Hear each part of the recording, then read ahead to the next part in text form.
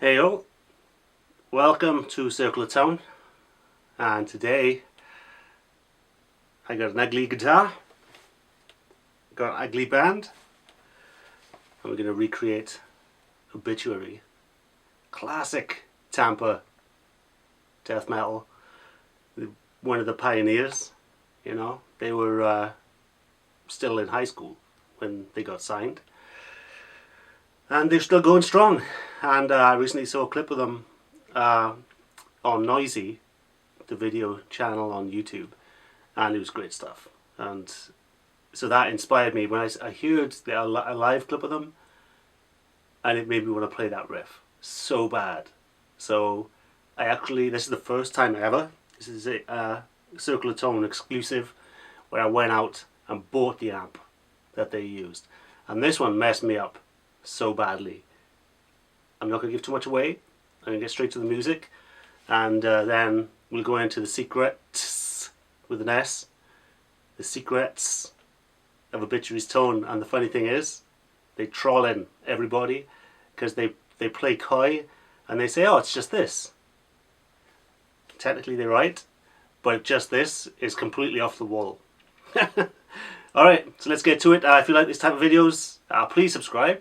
You guys have been subscribing recently, that's awesome. So this channel's starting to take off.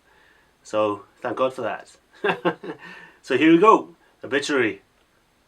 Circle of Tone.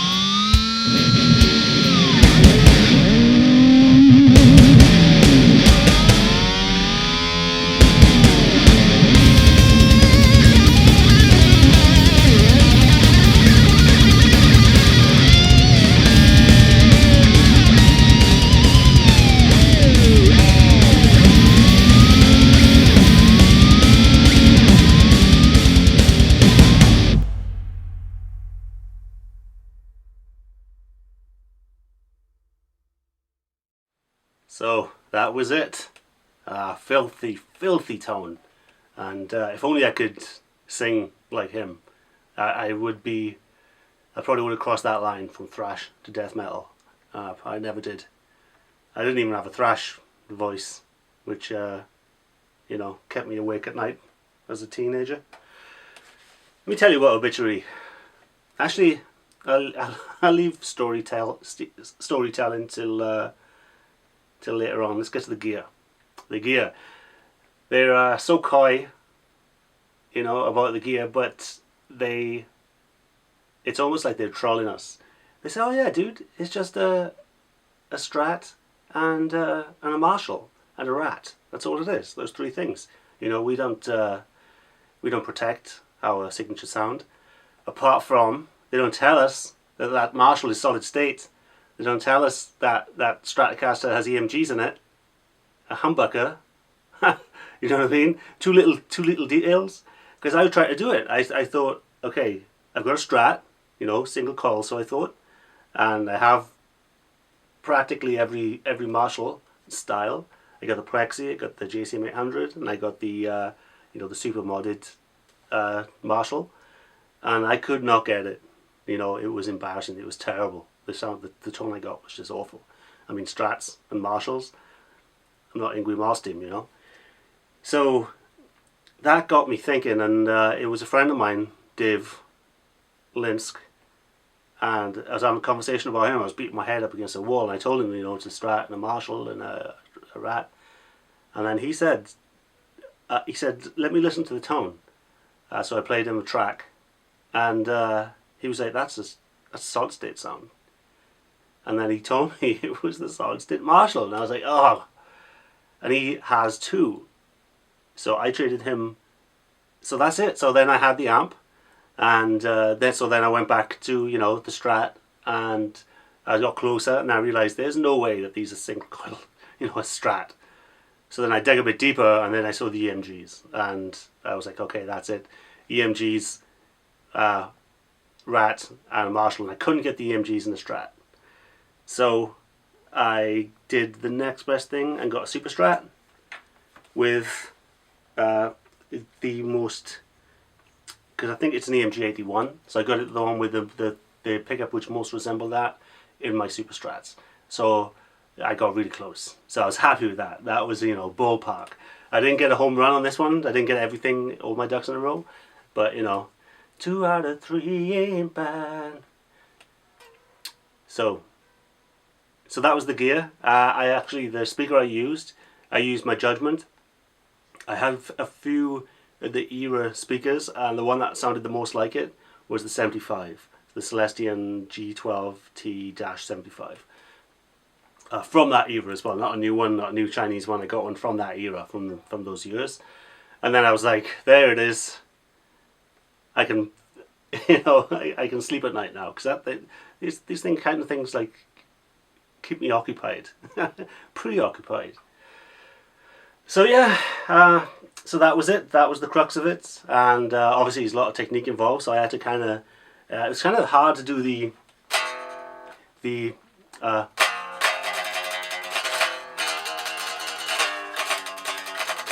do a lot of that, a big chord, and then we'll have the trem pick in. So that took me a little while to get my head around, and then I think I got okay on that. So that's it. Obituary, what can I say? One of the first death metal t-shirts I ever got was the Slowly We Rot t-shirt. And, oh, I wish I still had that. Yeah, like it would fit me. I went to see Obituary live in their heyday, and I went with a friend that was the bass player in my band at the time, thrash band called Season's End, kick-ass band. I was probably the weak link. And so we go, it's in the Bristol Beer Cellar, which is in a different country, because I live in Wales, and it's a different country, but it's still, you know, less of a journey than it is if it's in Florida, to the average gig I go to. But still, you know, on my old Welsh, you know, maps, that was a long ass gig to get to. So I got there, and it was Obituary with Creator. What a gig. So, Obituary get on stage. I don't recognize the singer. I'm like, what the hell? And then I get through the grapevine. You know, he says that, he announces that I'm the roadie. The singer is Tardy, is it? blew his voice out, so I'm gonna have to sing, I'm afraid. And I was like, ah, crap, because he's 50% of the sound for me. Even though I love the guitars and the drums, from the brothers Grimm, the it's his voice as well. It's completely original for it's not Cookie Monster. it's him. It's Obituary. You can't fake that. So I was like, oh, okay. And as soon as the guitar started, everything melted away, and I went into a frenzy.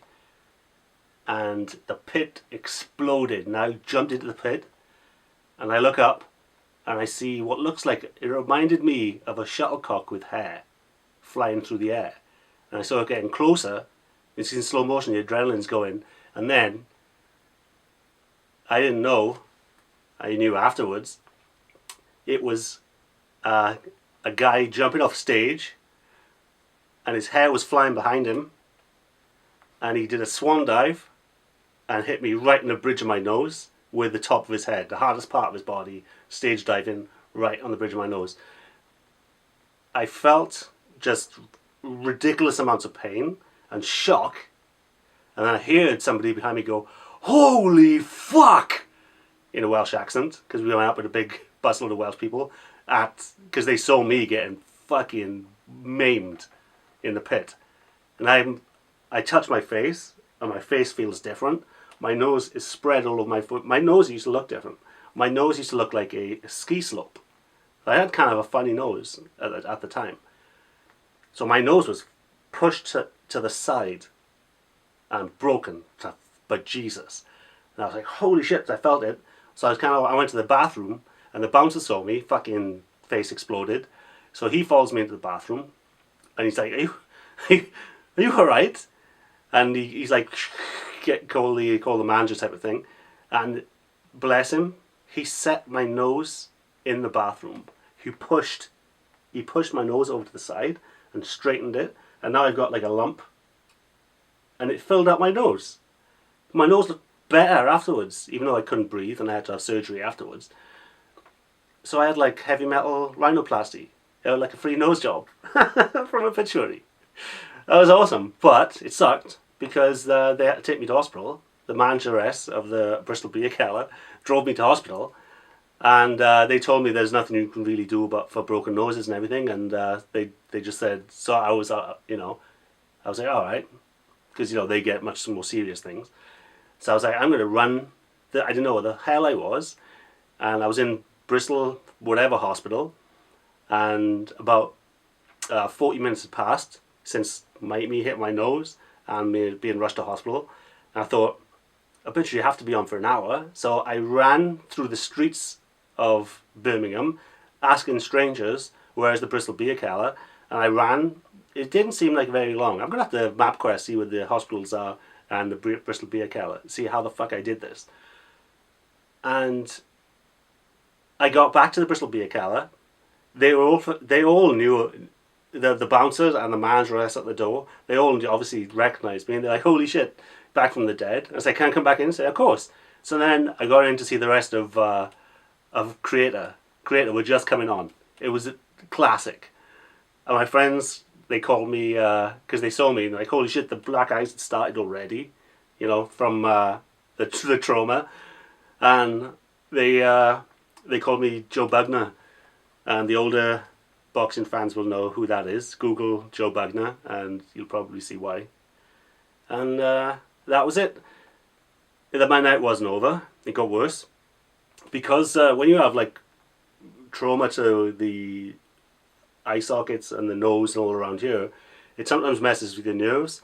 And I felt as if all of my teeth were loose and falling out, but they weren't. They're all in place. But my nerves were telling me that everything is loose. So it's the weirdest feeling. So I was miserable, but I was trying to enjoy it. And then we missed the last train home. Me and my friends. We got kind of drunk because, whiskey take the pain away. And we missed the last train home. And it was freezing, like freezing. Even though I had prepared, so I had a big army jacket on, but it was cold. So we were in the streets at about midnight, no trains, and we wandered around. We were like, what the hell are we going to do? Because, no buses, no trains, there was no, I couldn't call up a car on my app back in those days. You know, even then I can't go from one country to another. So with my teeth falling out, as I thought, with my face just an absolute mess like a tomato, and absolute sub-zero temperatures, absolutely freezing, shivering, so that my teeth now were chatting together, which I thought were all going all over the place. And we had to stay at the train station for about 5 hours, so overnight at the train station.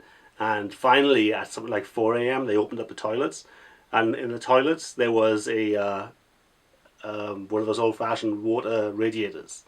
So me and my mate were huddled up in the men's toilets up against the radiator. This is the glamour of thrash metal.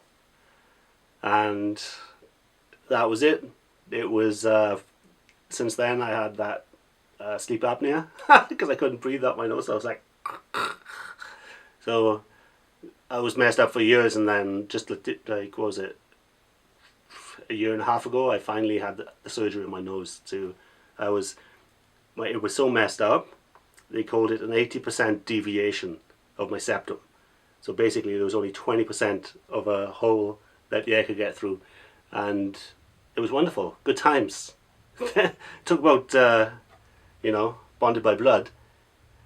At the time, it was all, the pain sucked, but it was all kind of exciting because it was an adventure. It's weird, and now I've looked back on it with fondness.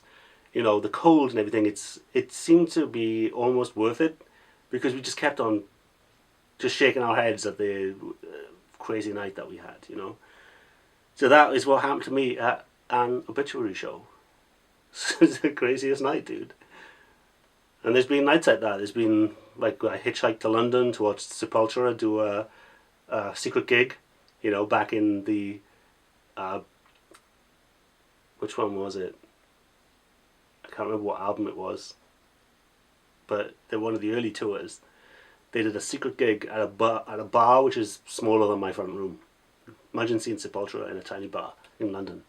That was awesome. But that's another story. Maybe I'll tell that story, the hitchhiking story, if I do Sepultura, which I will do in the future, because you can't get away from that. That's probably the one of the last thrash shirts I ever bought back in the day. Back in the late 80s. So that's it. I didn't go much into the gear on this one, but it's pretty simple stuff. I mean, you know, Morris Sound Studios, that legendary, you know, people complain about that sound. I'm like, what are you talking about? That sound is amazing. You know, I'd love to get more into detail of what they did back there, but there wasn't much information on it. So I kind of had to guess everything. An SM57, and I tried a couple of other, like, XY patterns with condenser mic, and a few things worked, so I ended up with the SM57, just one, and double tracking it, and it sounded nice and thick. There is a secret to it, which I forgot to mention in the beginning. It's kind of I hope nobody switched off. Tone controls. The tone control on it was a bridge pickup. At first I thought it was the neck because it was so thick, but what it is they have normal settings. They don't scoop the mids. You know, they scoop them a little bit, but not from, you know, death metal in the late 80s standards. It was relatively okay-ish, but what they did was they did the Celtic Frost trick, where they turn the tone, not Celtic Frost, turn it off to 0. That's a little word to the wise. That's how Celtic Frost get their sound. There's more secrets to that as well. I'm going to bring out a good Celtic Frost video. I've done one in the past, but it's kind of sucks, but it sounds good for, you know, a room mic, but I'm getting away from it. Obituary put their tone control on 20%. So they take 80% of the tone off and you're left with 20%, and then you hear that real thick, doomy, but still kind of in there, all audible and dark, you know, good stuff. Alright then, so that's it. Circular tone, I've been Owen. Hope you like that. There's going to be thrash, there's going to be death metal. I know I'm doing Beatles and I know I'm doing Stevie Ray Vaughan and stuff like that, but we all know I'm going to go back to my roots. So have a good one. Please subscribe and there's a bell that you get notifications via email if I upload a video. So if you're that interested, which would be awesome if you were, click on that bell, click on that subscribe, tell me what you think in the comments, and have yourself a good one. Go and hit YouTube and listen to the old Obituary stuff, and you know, it'll take you back too. Maybe not to hospital. Chopped in half!